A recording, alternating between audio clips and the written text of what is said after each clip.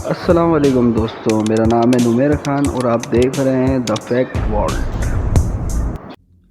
اس chart میں آپ دیکھ سکتے ہو جیسے جیسے آپ سمندر کی گہرائیوں میں گھستے ہو آرگینزم کا سائز بڑا ہوتا جاتا ہے۔ اگر بات کی جائے زمین پہ رہنے والے سب سے بڑے جانور کی تو افریقن ایلیفینٹ آسمان میں اڑنے والے سب سے بڑے پرندے البٹروس سے ایٹ لیسٹ 3 گنا بڑا ہے۔ اور پھر آگے ڈیپ سی میں رہنے والے سب سے بڑے جانور بلو ویل اس افریقن ایلیفینٹ سے بھی 11 گنا بڑا ہے۔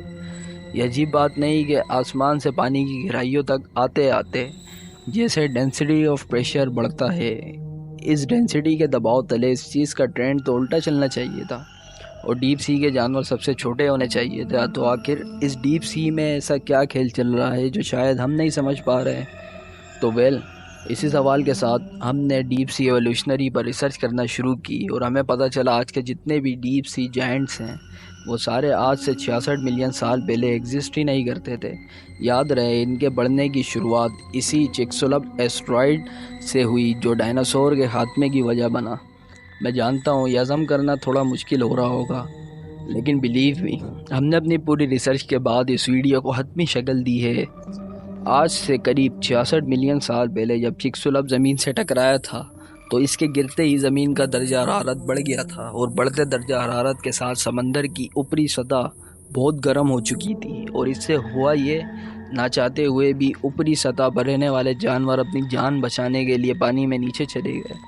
اب ایسے وقت میں سبھی جانوروں کا ایک ساتھ ایک ہی وقت میں گہرائی میں رہنا مطلب شکاریوں کے بیچ میں کمپٹیشن بڑھ گیا اور اس کا سب سے زیادہ اثر شکار بننے والے جانوروں پر ہوا اور شکار بننے والے جانوروں کا سروائیول ایکویشن خطرے میں آ گیا تھا اور اسٹرکچرل چین آنا کامن ہو گیا۔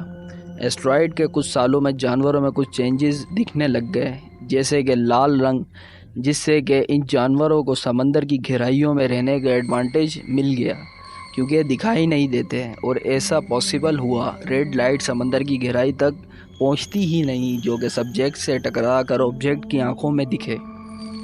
اور دوسری باری تھی شکاریوں کی، انہوں نے خود ایوالو کیا اور اس قابل ہوئے کہ خود کی لائٹ ایجاد کی اور اندھیرے میں شکار کو دیکھنے کے لیے، جس کو ہم سائنس لینگویج میں بائیولومیننس کہتے ہیں کیونکہ نیچر کی بیوٹی الگ ہے، اور شکاریوں کو اس مدد سے لال ہو یا کالا اندھیرے میں سب نظر آنے لگا۔ اور جب شکاریوں کا پلڑا بھاری ہوا تو شکار نے خود کو تگڑا ایوالو کیا اور ٹرانسپیرنٹ ہو گئے۔ اب شکاری ٹارچ لے کر آئیں پھر بھی انہیں دیکھ نہیں پائیں گے۔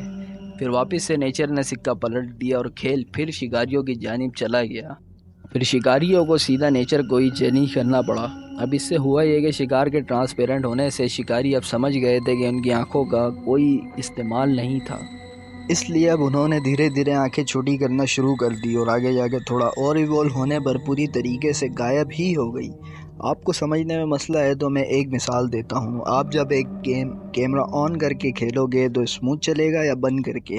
یہ ظاہر سی بات ہے جب کیمرہ آف ہوگا تو گیم اسموتھ چلے گا، اور ایسا ہی ہوا اس ٹائم۔ اس وقت دو قسم کے شکاری وجود میں ہیں، ایک وہ جو 1 کلومیٹر دور سے شکار کو اسمیل کرتے اور دوسرے وہ جو آج کی ویل اور ڈولفن کی طرح 2 کلومیٹر دور سے اپنے شکار کو پن کر سکتے تھے۔ نتیجہ ان ایولیوشنری اپ گریڈ کے بعد شکاریوں نے مانو گہرے سمندر میں قتل عام مچا دیا۔ جو شکار ملتا اس پر سارے ٹوٹ پڑتے اور اس سے ماحول اتنا گرما گیا، فائنلی شکار کی تعداد تیزی سے گھٹنے لگی، لیکن اس کھانے کی کمی کی وجہ سے مجبوراً پریڈیٹر کا سائز بڑھنے لگ گیا۔ اور میں جانتا ہوں یہ سننے میں کافی عجیب لگ رہا ہوگا، اب اس کو سمجھنے کے لیے اس کو دیکھو۔ یہ 7.3 میٹر لمبی اور 1.5 ٹن بھاری شارک جو پچھلے 400 سالوں سے زندہ ہے، اور یہ شارک اپنی ٹین ایج پیوبرٹی 150 سال کے ہونے پر ریچ کرتی ہے۔ پتہ ہے کیوں؟ کیونکہ کلیبرز رول کے مطابق کھانے کی کمی سے اس نے پہلے فیٹ اسٹور کر کے اپنے سائز کو بڑھانے کا آرگینزم اپنایا، جس کے بعد اس کا میٹابولزم سلو ہو گیا، اور اسی کے سائیڈ ایفیکٹ کے طور پر اس کی عمر آج 400 سال ہے۔ اور اگر ایسے جانور جو کسی کو کھاتے بھی ہیں تو وہ انہیں فیٹ کی صورت میں اسٹور کر کے اپنے سائز کو بڑھا سکتے ہیں، اور آگے چل کے اس کے الگ فائدے ہیں، اور آپ کے سائز کی وجہ سے باقی شکاری آپ سے پنگا لینے سے ڈرتے ہیں۔ اور ایکسٹرا فیٹ انہیں ڈیپ سی میں آئسولیٹ رکھتی ہے، جیسے سویٹر آپ کو سردی میں۔ ساؤتھ پول کی طرف سے بنائی گئی اس تصویر میں آپ صاف دیکھ سکتے ہیں کہ گرم ایکویٹر کے پاس رہنے والے ان گیلاپاگوس پینگوئن سب سے چھوٹے ہیں۔ اور ان سے بڑے ہیں ارجنٹائن پینگوئن اور سب سے بڑے ہیں ساؤتھ پول کے ٹھنڈے پانی کے انٹارکٹک پینگوئن۔ یہ شو کرتا ہے جیسے جیسے ہم ٹھنڈے علاقوں کی طرف بڑھتے ہیں ہمارا آرگینزم سائز بھی بڑھ جاتا ہے، اور اس میں ایکسٹرا ڈائمینشن بھی ہے۔ آئس لینڈ گیگانٹزم، ان تصویروں کو غور سے دیکھیں، یہ دونوں ایک ہی اسپیشیز ہیں بیٹا۔ جس میں فرق اتنا ہی ہے ایک کا سائز چوہوں کی وجہ سے چھوٹا ہو چکا ہے۔ اصل میں آج سے پہلے ان ویڈاس کا شکاری ایک ہی ہوا کرتا تھا، لیکن پھر کچھ سائنسدانوں نے نیوزی لینڈ میں کچھ چوہے چھوڑے جنہوں نے دیکھتے ہی دیکھتے ویڈاس کی تعداد گھٹا دی، اور اس کے ریسپانس میں وہاں کے ویڈاس نے اپنا سائز گھٹا دیا تاکہ چھپ سکیں، اور نیوزی لینڈ اورینٹل ٹریڈ کے پاس کے ویڈاس کو کم کرنے کی ضرورت ہی نہیں پڑی کیونکہ ان کا تو وہاں کوئی شکاری ہی نہیں تھا، تو اس وجہ سے انہوں نے اپنا سائز 2 گنا کر لیا اور آج وہ ایپیکس پریڈیٹر بن چکے ہیں۔ اب اس سے ہمیں سیکھنے کو ملا گیگانٹزم آئلینڈ کا خود کا ایکو سسٹم ہے جو بڑھنے اور گھٹنے میں دونوں کی مدد کرتا ہے، اور ایسے ہی ڈیپ سی کا بھی خود کا آئسولیٹڈ ایکو سسٹم ہے۔ ایسے ہی 23 ملین سال پہلے میگلاڈون کے ایکسٹینشن کے بعد اس ڈیپ سی ایکو سسٹم نے بلو ویل جیسے جائنٹس کو جنم دیا۔